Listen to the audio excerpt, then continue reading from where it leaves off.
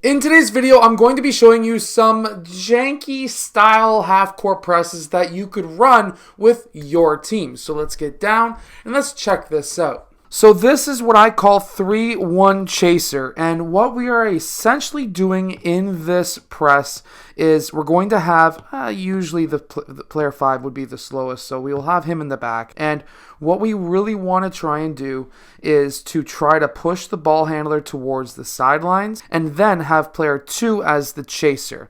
What that basically means is he's got two different jobs depending on the situation.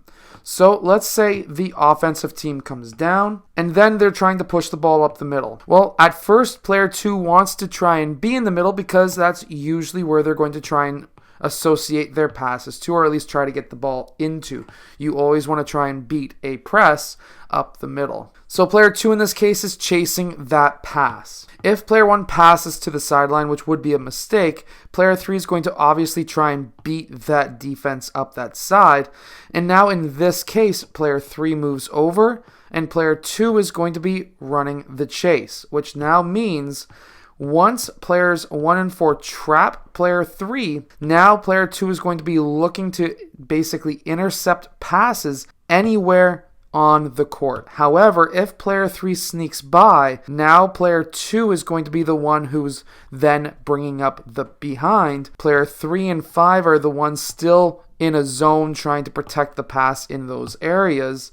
And now player 1, he can then bring up a triple team, or he can kind of be a chaser around for any of those closer passes. The whole idea here is to try and get the initial trap right at half court, and if that is not the case, then trap along the sidelines farther down. In this case, we now have 3 players on him along the sidelines. Now for this trap, it works extremely well if you've got very quick players, but also against sometimes younger teams, and it works extremely well. This next one is what I call 2-2 chaser.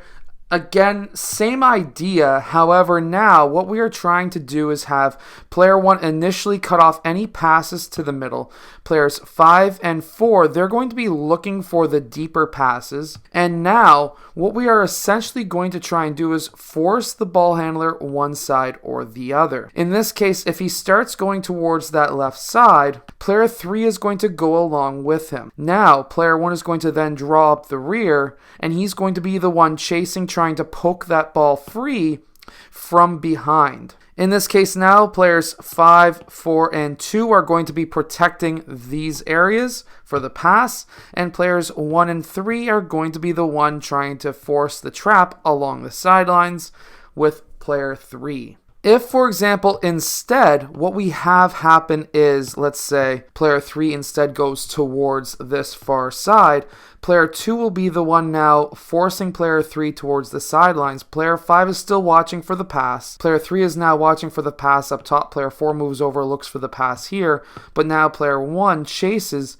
and brings up the rear on player 3, still trying to poke that ball free so that eventually they potentially trap him along the sidelines. This is a fantastic press for younger age groups. Now, a really interesting press that you can run that can actually fall back into a half-court set is a 1-3 chaser, player 2 here being the chaser.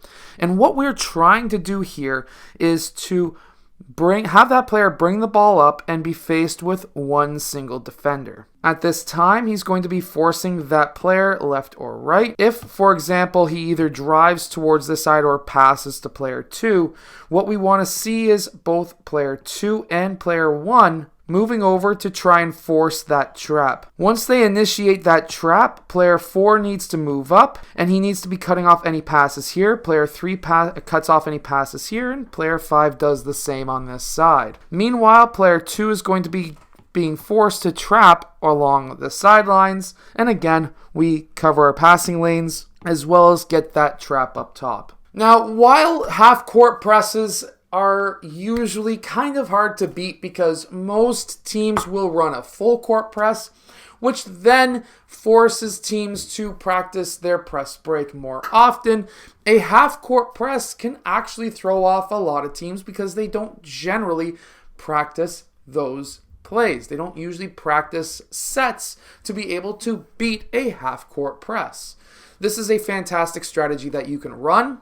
I actually personally run that 1-3 set with one of the teams that I coach, and then I have that one chaser actually running full court on whoever has that ball. It's another version of the same press, but if you're in a league that can't full court press, then this is a fantastic option for you.